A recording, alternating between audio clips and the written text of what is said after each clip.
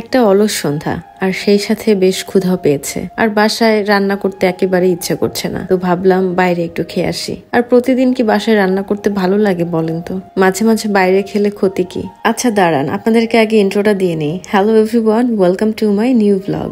আমি যেই জায়গাটাতে থাকি সেখানে বেশ কয়েকটা রেস্টুরেন্ট আছে, তার মধ্যে এই রেস্টুরেন্টটা অন্যতম।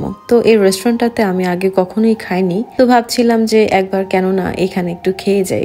নতুন কোনো একটা রেস্টুরেন্ট এক্সপ্লোর করাও হবে আর সেই সাথে খাওয়াও হবে। আমার আসলে নতুন নতুন জিনিস এক্সপ্লোর করতে ভালো লাগে, এই ধরনের নতুন জায়গা, নতুন কোনো খাবার। তবে হ্যাঁ, নতুন নতুন মানুষ এক্সপ্লোর করতে আমার একেবারেই ভালো লাগে না। সত্যি একটা কথা কি জানেন, আমার আসলে মানুষকে অনেক বেশি ভয় লাগে। আমি মানুষের সাথে যতটা বেশি কমফোর্টেবল, তার থেকেও বেশি কমফোর্টেবল অ্যানিমেলদের সাথে। জীবনের একটা লম্বা সময় আমি অ্যানিমেলদের সাথে কাটিয়েছি, তবে তার থেকেও বেশি সময় আমি কাটিয়েছি মানুষের সাথে। কারণ জন্মের পর থেকে একদম মৃত্যু পর্যন্ত আমরা তো মানুষই দেখি, মানুষই আমাদের চারপাশে আসে, মানুষই আমাদের সংস্পর্শে আসে, এবং মানুষই আমাদেরকে একটা সময় কষ্ট দেয়। এই যা, আমি আবার এখন কেন আপনাদেরকে হঠাৎ করে কষ্টের কথা বলছি বলেন তো? আমি তো এই মুহূর্তে কষ্টে নাই, আমি গিয়েছিলাম খেতে, মন ভালোই আছে আলহামদুলিল্লাহ। তো যাই হোক, আমার খাওয়া দাওয়া শেষ, আমি চলে এসেছি এবং একেবারেই আমার ডিনারও কমপ্লিট হয়ে গেল। সারা রাতে আর খাবার নিয়ে কোনো চিন্তা করতে হবে না। তো বাসায় ফিরেই দেখলাম যে আমার আসলে একটা পার্সেল এসেছিল, তো সেটাকে আমি একটু ওপেন করলাম। যাই হোক, আজকের এই ছোট্ট ব্লগ ভিডিওটা আমি এখানেই শেষ করে দিচ্ছি। অবশ্যই সাথে থাকবেন, ভালোবাসবেন এবং সাপোর্ট করবেন।